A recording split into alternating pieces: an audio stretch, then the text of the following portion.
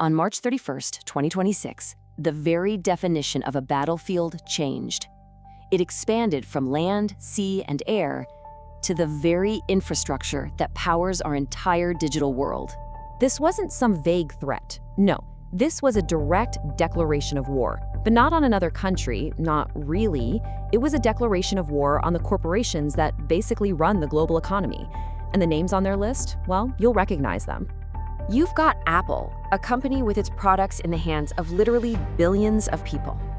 Then there's Google, our gateway to pretty much all the world's information. Of course, Microsoft, the software backbone for countless businesses, not to mention governments. And NVIDIA, the company building the engines for the entire AI revolution. All of a sudden, these household names were being reclassified as something totally different, legitimate military targets. So, how in the world did we get here? To understand that, you have to get your head around this massive shift. We're not talking about cyber attacks in the way you usually think of them.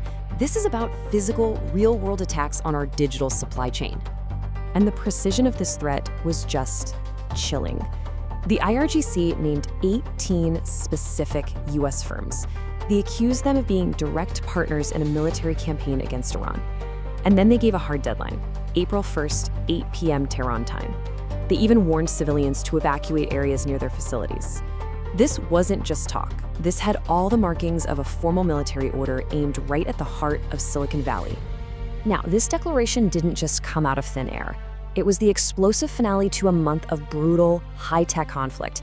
And, most importantly, it came after physical strikes had already proven that the cloud was anything but untouchable. Just look at this timeline, because the speed is staggering. On February 28th, a joint U.S.-Israeli operation takes out Iran's top leadership. Just one day later, think about that, one day, Iran hits back. But they don't hit a military base, they hit Amazon Web Services data centers. That single act set the stage for the formal declaration at the end of the month. These were the 33 days that completely shook the tech world. You know, those strikes on AWS were a real watershed moment. It was the first time ever that a major American cloud provider's physical buildings were hit by military action. We're talking 2 facilities in the UAE directly struck by drones, causing fires, structural damage, power outages. And then, the very systems designed to put out the fires ended up flooding the servers. The result? Over 60 AWS services just went dark across the Middle East. Everything from banking to food delivery apps, gone. So this gets us to the really big question. Why? Why would Iran suddenly shift its focus from traditional military targets to commercial data centers? Well, the answer tells you everything about their view of modern war. In this one sentence, Iran lays out its entire case. From their perspective, the super precise strikes that killed over 250 of their senior leaders, they weren't just carried out by soldiers. They believed the tracking, the targeting, all the analysis, it was all being enabled by the AI and cloud platforms that these tech companies provided. And that brings us to this brand new, frankly terrifying concept, compute warfare. This is a whole new paradigm where servers, AI models, and data centers, the whole compute layer, are no longer seen as neutral, civilian infrastructure. No, they're viewed as a direct extension of a nation's military power, and that makes them a primary target. And if you look at their hit list, you can see it wasn't random at all. It was a really smart, comprehensive map of the entire digital supply chain. They targeted big tech like Meta and Google for tracking.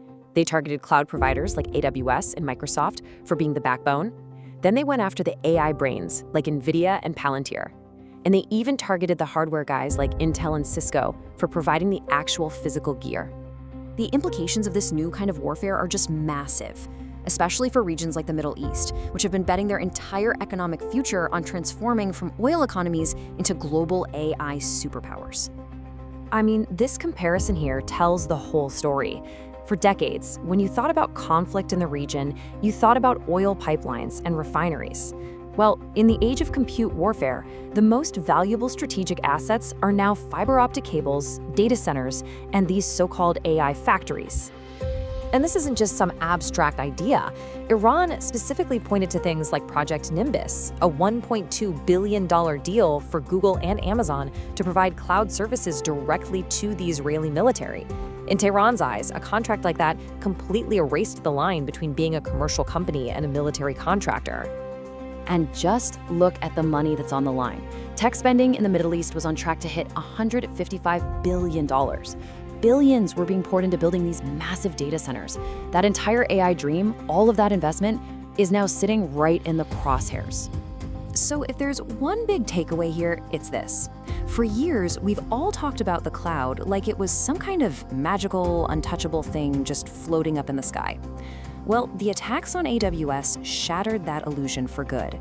The cloud is physical, it's vulnerable, and it's very much on the ground. So what does this all mean for the future?